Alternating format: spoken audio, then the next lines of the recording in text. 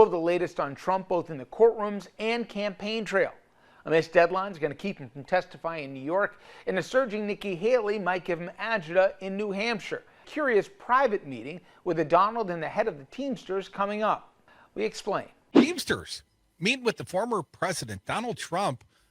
You are a member of that organization, that fine union. What can you tell us? I didn't think the Teamsters were in the Trump column. I thought they endorsed Joe Biden in 2020. They did, and this should be a no-brainer at this point. But under the guise of we're meeting with everyone, Teamsters General President Sean O'Brien made a pilgrimage down to Mar-a-Lago to meet with Trump. And as I'm told, it went kind of like this: "Hey, come to our round table." Trump said, "No, come down and have dinner with me." So they went down, and it was kind of a last-minute hurry thing. And look, I took Sean O'Brien to task. I have no idea what he was thinking, making the pilgrimage down to Mar-a-Lago. It was a stupid move, I believe, and I said so. I've gotten tons of response from people who believe otherwise. But I think going down to Mar-a-Lago and doing the thumbs up picture that Trump put out, as opposed to the, less enthusiastic looking picture that the Teamsters put out, I think it was a mistake, and I think he knew he made a mistake by going there and taking that picture. Now, should O'Brien have met with Trump? Sure. If Trump were to come to the Teamsters Hall in D.C. and meet like every other presidential candidate, then yeah, that's not a problem. You talk to everybody. But the fact that he platformed Trump days before January 6th, the fact that he took that picture with the smiling thumbs up, that's a huge problem, and it shows me anyway that there's some trouble with the way we're processing the political end of how the union's being run. Rick, do you think he gave him the Chris Christie treatment? Do you think he force-fed him Moss meatloaf and then only one scoop of ice cream while Trump got two? That's kind of a power move, isn't it, Rick? Well, yeah, but here's the thing. I mean, at what point do you go, I got to tell you, I was thinking about John Kerry. When I saw those pictures, I was thinking about John Kerry. You remember when he met with Trump after the election, where he was trying to talk his way into being Secretary of State? Do you remember that? The photos from that, where the look on his face was, yeah, I'm selling my soul, and we're having for lunch what's left of my dignity so that I can try and maybe possibly get this job that I want. That's how I viewed that. Now, here's the thing that bothers me, guys. We know what kind of president Trump will be because we saw what he did. He was a horrible president for working people.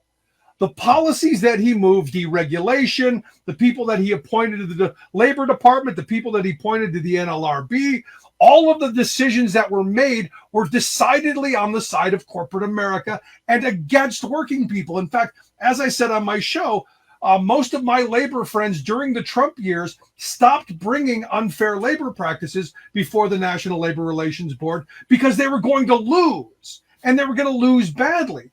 We now have a president and a National Labor Relations Board that is on the side of workers, and people have a fair shot. We've got a president who just signed an executive order and finalized an executive order that's going to make PLAs, project labor agreements, over $35 million, the rule of the law of the land. The Teamsters, and this is the part that blew my mind when I saw the pictures. Joe Biden signed into law the bailout of multi-employer pension funds. Right. To make sure that when people retired, spend 35, 40 years bouncing around in a truck, swinging a hammer, stringing line, that their pensions are going to be secure. This, I got to tell you, the thumbs up thing, major slap in the face. And I think there will be, at some point, repercussion. Rick Smith, host of the Rick Smith Show, friend of ours. Didn't Joe Biden walk the picket line? Wasn't this the most union-friendly president ever, Rick, or did I miss something? No, the man, he evidently found Barack Obama's comfortable shoes and got out there on the picket line. And look, I give Biden credit, but I give Biden credit for more than just getting out on the picket line and walking the picket line. He walked the walk, absolutely, and he's talking the talk. But policy-wise, they're moving this country in a direction that I think is transformational. We're moving away from neoliberalism. We're moving away from all of the stuff, the supply side voodoo Reaganomics that destroyed the most prosperous working class in the history of civilization. We're in the process of attempting to rebuild what our grandparents' generation fought for. For me, that's exciting stuff. And we're not talking about any of that. We're talking about nonsense. And for me, I say we should be fighting for things that make our lives better instead of over things that don't. And that's where we've been stuck, Crudy. You know this like anyone.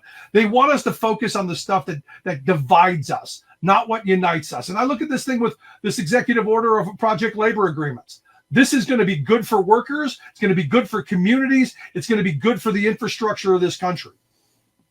Folks, you're listening to The Devil's Advocates. That's Rick Smith, host of The Rick Smith Show, Teamster, truck driver, friend of ours. Rick, great to see you again. You mentioned in your earlier comments, it's fine to go sit down like every other presidential candidate. Well, Donald Trump, I don't think, is like every other presidential candidate, man. I believe he engaged in a coup against this country, engaged in an insurrection against this country, fomented violence against this country. You think he's like every other presidential candidate, Rick? No, I said if he were to come to Washington, D.C. and sit down across from Sean O'Brien and the Teamsters Hall, he should be welcome. I'm okay with that because he's coming to the, I think by platforming him differently than everyone else, you have now separated him. And that's a huge mistake. And for me, it shows why the political department wasn't consulted in this. It shows why the strategic department was probably the one behind all this. And as I said on my show, whoever was responsible should be fired immediately. Whatever PR firm thought this was a good idea should be fired immediately because this was bad. Again, days before the January 6th anniversary, right. You've now created this distraction where you've put the Teamsters in this situation. As I've said, this administration has done an awful lot. Now, I get it. Soulless Washington PR consultant said, hey, look, let's hedge our bets. Let's get on the side of the other guy because maybe here's what we know about Donald Trump. He has no allegiances to anyone other than Donald Trump. He will throw anyone and everyone under the bus. So, Sean O'Brien going down and selling his soul and kissing the ring and doing the pilgrimage is not going to be helpful to anyone. It doesn't matter. What this was is O'Brien and the Teamsters being used to platform Donald Trump. It was a mistake. And I truly believe O'Brien understands that because as I'm being told from insiders, there's almost a mutiny going on at the Teamsters headquarters. And across the country, I'm getting responses from rank and file people going, man, good on you. Thank goodness you spoke up because someone has to. This cannot be allowed to happen because here's the thing. The Teamsters cannot endure. This cannot be 1980. There is no reason for this to be 1980. And for people who don't know, the Teamsters endorsed Ronald Reagan in 1980. There is no reason for the Teamsters to endorse Donald Trump. Rick, you also mentioned your expression of your thoughts on this whole deal, but you also said some of the Teamsters, some other members had other thoughts.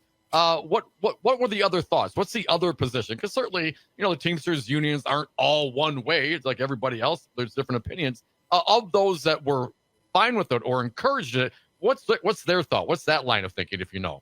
Well, I understand, like many legacy unions, there's a split. The Teamsters union is about 55% Democratic, about 45% Republican. You have, good paying jobs that, I like the Harry Truman quote. If you want to live like a Republican, vote for a Democrat. These are people who make significant incomes that make them think that they can live like Republicans, that they're Republicans because they don't want to pay taxes. But the reality is it's because of their union that they make these wages. And they're all encouraged. My red hat and, MAGA loving, Trump supporting friends were all thrilled by the fact that there's a slim possibility that the Teamsters could endorse Donald Trump. And when I asked them, what policies did Trump move on the labor front that would give you hope that things would be helpful to us? After all, he did appoint Neil Gorsuch to the Supreme Court that made the decision in Janus that made the country a no rights at work country when they passed the Janus decision. He was president when they went and deregulated a lot of safe working condition regulations. He was president when a lot of bad things happened for working people. So what makes you think that Trump 2.0 is going to be any different?